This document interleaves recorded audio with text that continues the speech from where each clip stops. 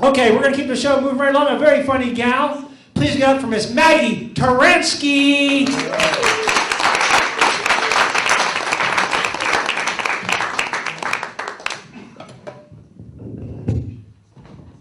Hi. Hello.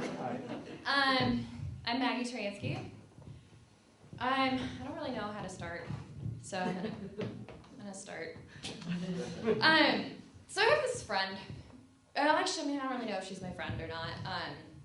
She's kind of one of those people who I just keep around because I've just known her forever. And we really have nothing else in common, except for the fact that we know each other. Anyway, I was hanging out with her the other day, and I found it impossible to keep a conversation going with her because her phone was out, and it was just constantly buzzing and beeping every other second, and she's grabbing it and texting furiously, and every other second too, she's going like this, and I'm like, what are you doing? She's like, oh my god, like this guy is like literally obsessed with me, like he's Snapchatting me, and like I just had to like Snapchat him back, and I don't get Snapchat. Apparently it's this thing where you send a picture to someone for 10 seconds. It just makes no sense to me, because I don't get it, but that's neither here nor there. Anyway, as our conversation went on, she began to tell me about how she literally has no friends, like literally no friends, which confused me more because I was wondering who was texting her.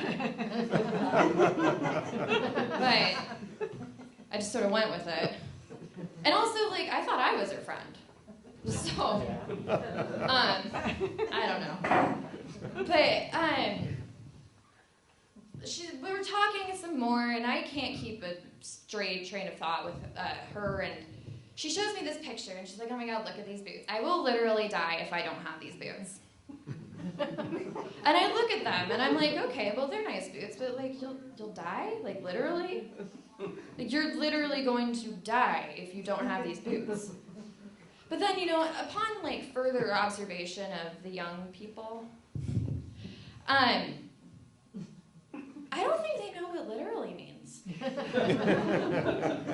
Because I hear them say things that are completely not literal. Like, I'm literally gonna die. No, you're not. You're not literally gonna die if you don't have these boots, considering you have other shoes. I've seen her wear other shoes. So, I don't know. And, like, it saddens me because, I'm technically, like, a part of this generation, but I feel, like, distinctly outside of it. And, like, according to this friend, too, like, she's like, oh my god, like, you're super lame. Like, you don't ever, like, go out and, like, do things. Like, I went to this club, like, the other night, and, like, you don't ever go out. And I'm like, yeah, well, that's because going out sucks. First of all, like, you have to go to, like, if you go to a club, they're loud, and there's nowhere to sit. And, like, I want to sit. But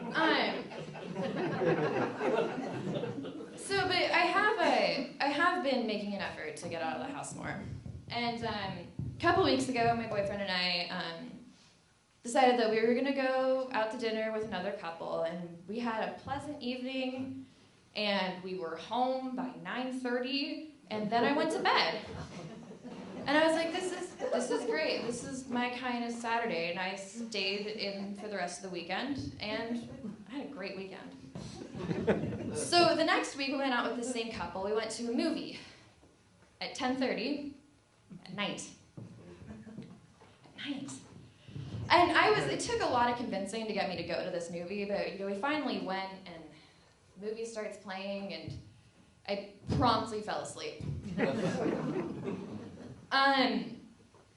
And then the next weekend, we went out with these same people and another couple, and I found myself getting drowsy before our food came at the restaurant. And after, we'd finished eating and everything, we were like, okay, well, you guys want to, like, go see this band play at this bar? And I remember my boyfriend and I just, like, gave each other this look. We're like, oh my god, how do we get out of this because I hate bars. They're full of people, and I don't like people. and they're noisy, and I don't like noise.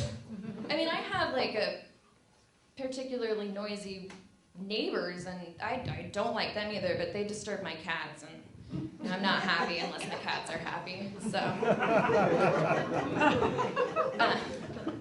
Anyway, like, I also don't like staying out late at night because, like, I take some medication, and I have to take it, like, at a certain time every night, and, like, that's not entirely true, but I'm, like, a little bit OCD, so. Like, I just use that as an excuse.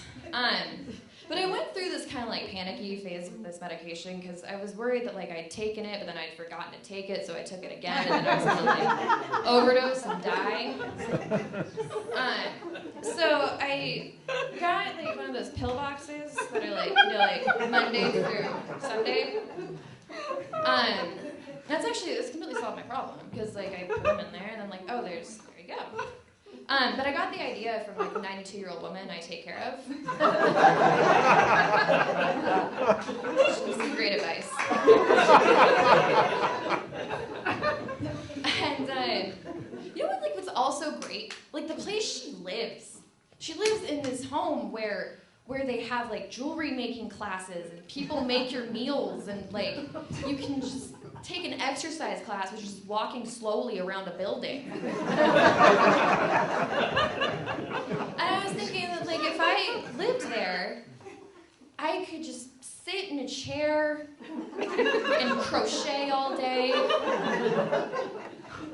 I mean, like, that's what I do anyway. But, like, people don't judge me there. Anyway, that's my set. So you guys have a good night.